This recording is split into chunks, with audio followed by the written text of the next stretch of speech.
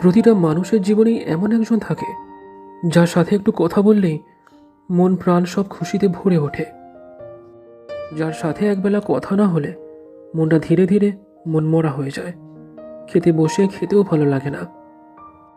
জীবনের ওই বিশেষ মানুষটা সবার থেকে সুন্দর নয়, তার থেকেও অনেক সুন্দর মানুষ আছে। আর কারণ ওই মানুষটাকে প্রথমে ভালোবাসা দিয়েছি, নিজের স্নেহের অনুভূতির সাথে তাকে জুড়েছি, তারপর তাকে পছন্দ করেছি। হ্যাঁ, এটা সত্যি, আগে ভালোবাসার জন্ম হয়েছে, তারপর পছন্দ বলে জিনিসটা হয়েছে।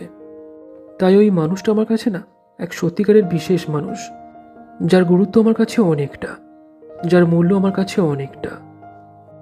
যদি কাউকে দেখে আগে পছন্দ হলে তারপর ভালোবাসবে, এমনটা ভেবে থাকো, তাহলে না ভালোবাসতে পারবে, না সারা জীবন পছন্দ করতে পারবে।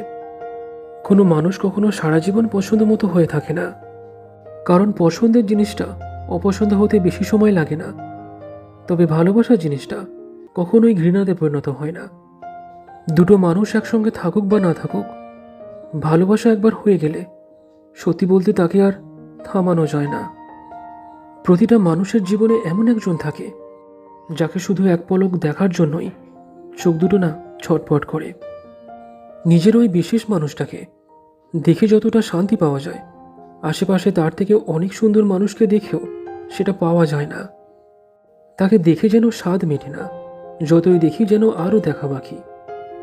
নিজের মতো একই মানসিকতার কাউকে খুঁজে পাওয়াটা সে এক বিরাট ভাগ্যের ব্যাপার, অথবা এক প্রকার আশীর্বাদ বলা চলে। মানুষটা এক প্রকার জীবন্ত আয়নার মতো সামনে থাকে, যেখানে নিজের সমস্ত ভাবনা কল্পনাগুলো প্রতিফলিত হতে দেখা যায়।